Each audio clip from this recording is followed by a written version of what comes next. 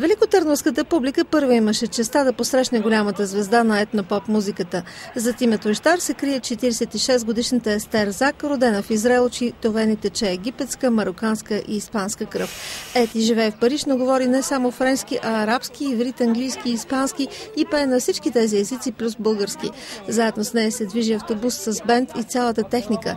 2 часа преди концерта Ищар дойде в спортна зала Васил Левски малко уморена от поредица полети, но въпреки това в прекрасна форма. Звездата е омъжена и преди 7 години стана майка на близнаци. По нейно настояване продуцентите са заредили гримьорната и с прясно приготвени в търновски ресторант риби и морски дарове, защото за концерта и трябва енергия. Микс от зелени салати, с кариди, тигрови при това, белени, фреш от лайм, с малко портокал и кедрови ядки.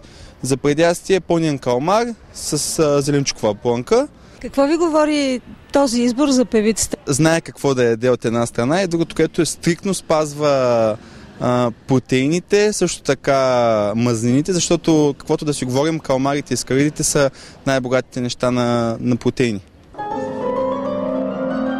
В бенда на Ищар свират известни музиканти, като някои от тях имат биографията си групи като Gypsy Kings. Менеджер на трупата заедно с певицата е съпругът и Мишел. Той е безкомпромисен към организаторите и качеството на звука. Бендът се състои от 12 души, предимно испанци, известни като Алабина, но общият формат заедно с певицата има друго име. Този състав се казва Ищар Алабина. В него участват и Лос Ниньос де Сала. Те са цигански бенд. Ще редуваме нова песен, стара песен. Това ще е едно ново шоу. Какво е посланието на това турне? Посланието е мир, любов, радост.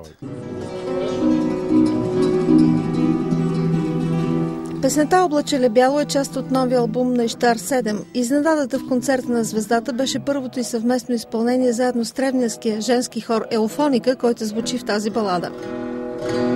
Защо тази песен? Защото тя много я харесва. Тя още преди няколко години, когато е гостувала в България, е харесала тази песен.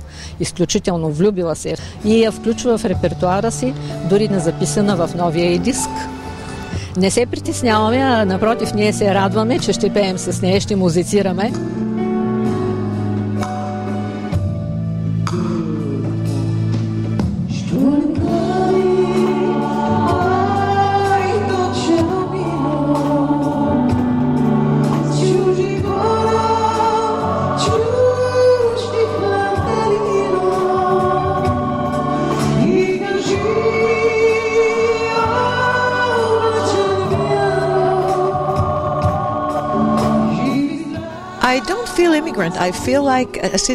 Аз не се чувствам емигрантка, дори напротив.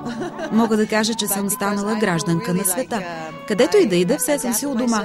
Така съм устроена, че лесно се адаптирам към хората. Много обичам да наблюдавам детайлите, да запомням ароматите. Обожавам различните подправки и техните миризми. Привличат ме мъничките подробности, които различават една култура от друга.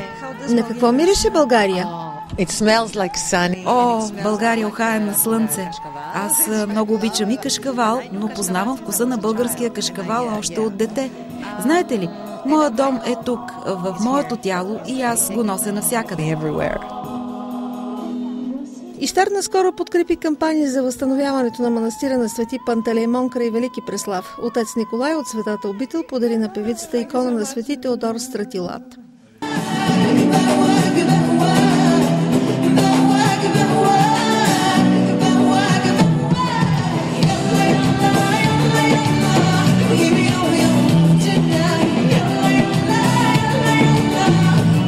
В репертуара се редуваха хитове в типичния широк етнодиапазон на Ищар.